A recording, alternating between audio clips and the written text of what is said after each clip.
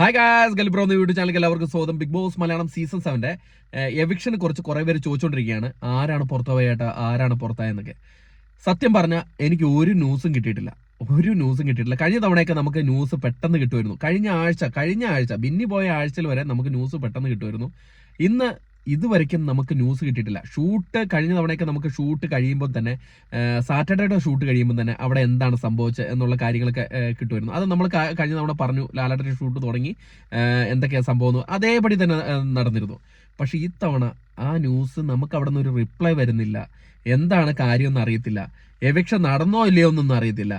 അതിന്റെ ഇടയിൽ നമുക്ക് കിട്ടുന്നുണ്ട് എവിക്ഷൻ, അവിടെ കാണാൻ പോയവരിൽ നിന്ന് എവിക്ഷൻ നടന്നു, അക്ബർ പോയി എന്നൊക്കെ. അത് നമുക്ക് വിശ്വസനീയമായിട്ടുള്ള ഒരു കാര്യമല്ല. നമുക്ക് ഉറപ്പില്ലാണ്ട് ഞാൻ എൻ്റെ ചാനലിൽ കൂടെ ഒരു കാര്യം ഞാൻ പറയത്തില്ല. ഇതുവരെ ഞാൻ പറഞ്ഞ കാര്യങ്ങളെല്ലാം, ഈ ചാനലിൽ കൂടെ പറഞ്ഞ കാര്യങ്ങളെല്ലാം 100% നമുക്ക് ഉറപ്പ് കിട്ടിയിട്ടാണ് പറയുന്നത്. കാരണം ഞാനിപ്പോൾ ഇന്ന് നിങ്ങളുടെ അടുത്ത് പറയാം അക്ബർ പോയി എന്ന് പറഞ്ഞിട്ട് അക്ബർ പോയില്ലെങ്കിലോ, അപ്പം നമ്മുടെ ചാനലിലെ വിശ്വാസ്യതയാണ് നഷ്ടപ്പെടുന്നത്. അതുകൊണ്ട് അങ്ങനെ പറയാതിരിക്കാൻ ചിലപ്പോൾ അക്ബർ പോയിരിക്കാം. ഒരു 50-50 ചാൻസ് ആണ് അക്ബർ പോകാനൊരു ചാൻസ് ഉണ്ടെന്ന് പറയുന്നത് കേട്ടിട്ടുണ്ടായിരുന്നു. പക്ഷെ അത് നമുക്ക് അവിടെ നിന്ന് ഒരു റിപ്ലൈ വരാണ്ട് നമുക്കതിൽ ഉറപ്പിക്കാൻ പറ്റില്ല. അതുകൊണ്ടാണ് ഞാൻ വീഡിയോ ചെയ്യാത്ത. ഞാൻ നിങ്ങളുടെ പറയുന്നത് കുറേ പേര് ഇങ്ങനെ മെസ്സേജ് അയച്ചുകൊണ്ടിരിക്കുകയാണ്, എന്താ ചേട്ടാ, എന്താ കാര്യങ്ങളൊക്കെ എന്ന്. പിന്നെ ആദിലയുടെ കാര്യം കൂടെ ചോദിക്കുന്നത്, കാരണം ആദിലയുടെ കാര്യമൊക്കെ നമുക്ക് കറക്റ്റായിട്ട് അറിയാം.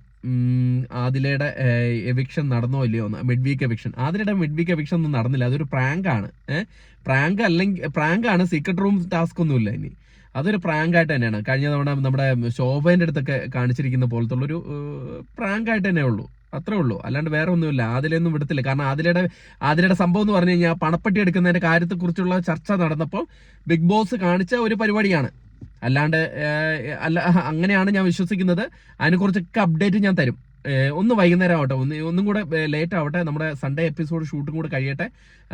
അത് കഴിഞ്ഞിട്ട് നമുക്ക് എന്തെങ്കിലും ലഭിക്കുമോ എന്ന് നോക്കാം. നോക്കിയിട്ടുണ്ടെങ്കിൽ നമ്മൾ നമ്മുടെ മറ്റേ ചാനലിൽ കൂടെ അറിയിക്കുന്നതായിരിക്കും. ആ ചാനൽ മറക്കാതെ സബ്സ്ക്രൈബ് ചെയ്യുക, നമ്മുടെ ഡിസ്ക്രിപ്ഷനിലുണ്ട്.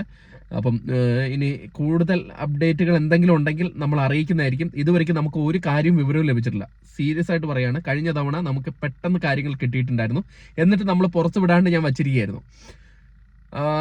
അപ്പം എന്തെങ്കിലും അപ്ഡേറ്റ് ഉണ്ടെങ്കിൽ നിങ്ങൾ അറിയിക്കാം. അപ്പോൾ ഇതൊന്നും അറിയിക്കണമായിരുന്നു. ഞാനിങ്ങനെ മെസ്സേജ് മടുത്തു. അതുകൊണ്ടാണ് ഞാനിങ്ങനെ ഒരു വീഡിയോ ആയിട്ട് വരുന്നത്. അപ്പോൾ ഒന്നും വിചാരിക്കരുത്. നമുക്ക് അറിയുകയാണെങ്കിൽ 100% നിങ്ങൾ അറിയിക്കുന്നതായിരിക്കും.